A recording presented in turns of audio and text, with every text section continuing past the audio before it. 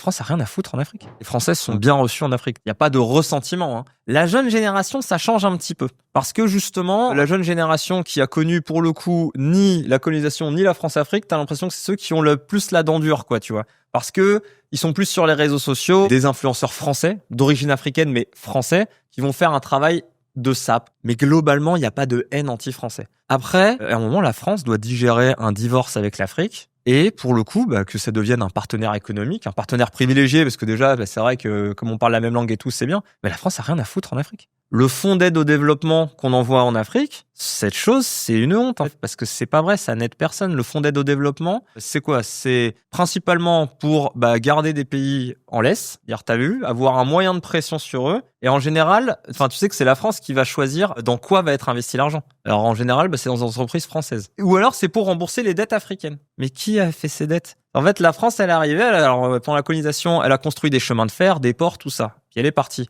Oui, mais elle est pas partie les mains dans les poches. Elle est partie en disant, par contre, tout ce qu'on a construit chez vous, faut nous le payer. Imagine, t'as un mec qui débarque chez toi, il installe un canapé, une télé, t'as rien demandé, puis il se barre, il dit, t'oublieras pas de me payer le canapé, la télé, là, que j'ai mis chez toi. Non, mais c'est exactement ce qui s'est passé, quoi. En fait, au moins, tu laisses les gens tranquilles et puis ils se démerdent tout seuls comme des grands et c'est ce qu'ils veulent.